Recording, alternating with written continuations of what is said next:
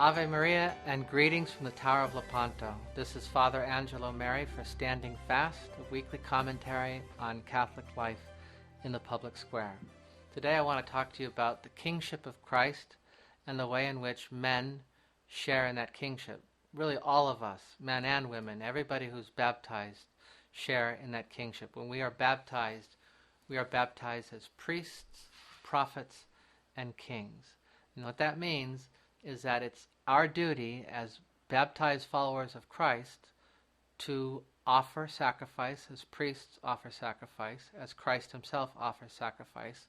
The priest at the altar does it in a uniquely different way than everyone else does, but all of us are called to join our offering to the offering of Christ and to lay down our lives for the truth, for Christ, and for what is right.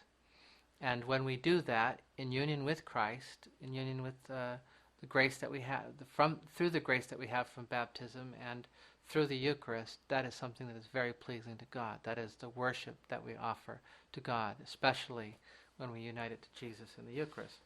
We're also called to be prophets. That is to speak the truth, no matter what the cost, especially when it's unpopular, but it needs to be said because what's happening is wrong. We're called to be witnesses of the truth, as Christ was a witness to the truth. And we remember that ultimately Christ died for the truth. He died because he spoke what was true. That was ultimately the reason why he was crucified. In this way, we can really think about, the fact that men are hardwired to take risks. And sometimes we do it for stupid reasons, like drag racing or, playing chicken and things like that. We're to take risks for the right reason, and that is in witness of the truth. So everybody is called also to be a prophet, but we can already see why this is particularly important for men. Finally, we're called to be kings. We share in the dignity and nobility of Christ, and we are also called, in some respects, to share in his reign, in his government, you might say. All of us have responsibility, pretty much, for other people, and we are called to do it in the way that Christ has exercised his kingship, with authority, but also with humility, and again with this disposition of sacrifice, this willingness to lay down his life for others. All are called to do it, but men, because they're called to be fathers, they're really and truly called to be the head of their families, are called to do this in a very particular way. And we have great examples like St. Joseph, who was a man of prayer and action. He didn't talk a lot, but we see him in contact with God through the dreams that the angel gave him of telling him what he was supposed to do, to take Mary as his wife and then to fly into Egypt. But when he knew what the will of God was, he did it. Didn't talk about it, he did it. I love this picture of the Holy Family fleeing into Egypt, and it's taken as they're walking by the viewer, and Our Lady's on the donkey with the baby Jesus in her arms, and you can't really see her face, and you can see the pyramid off in the distance. But Saint Joseph is leading the donkey, and he's turning around, looking over his shoulder to see if they're being followed. I just love that image of Saint Joseph being a father and protecting the Holy Family on the way into Egypt. St. Joseph is a great example. St. Louis of France is one of my favorite examples. This man who was a true knight, a true and honest and good man. He was not afraid to be a father. He was not afraid to be in authority. He would walk through the streets of Paris and inspect with his nobles, but practically unguarded. He would walk among the people and he would speak to them, but he would also see if the goods that were being sold in the market were of sufficient quality. He would check the scales sometimes to make sure that nobody was being ripped off.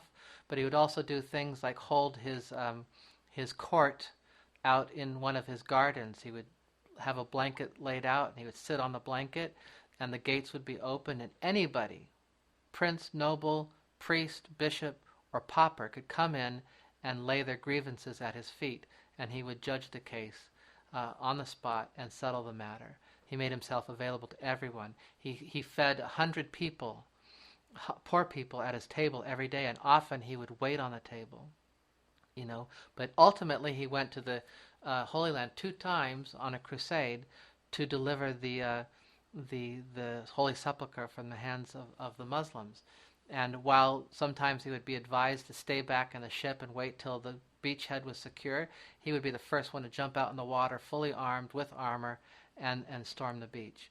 So it's this wonderful man who just embodied the ideal of authority, humility, self-sacrifice, and a commitment to the common good. This is what we need from men. It's extraordinarily important. We're all called to do it, and God will give us the grace to do it. One last example I think about when I think about this commitment to being like Christ the King is Aragorn in the Lord of the Rings.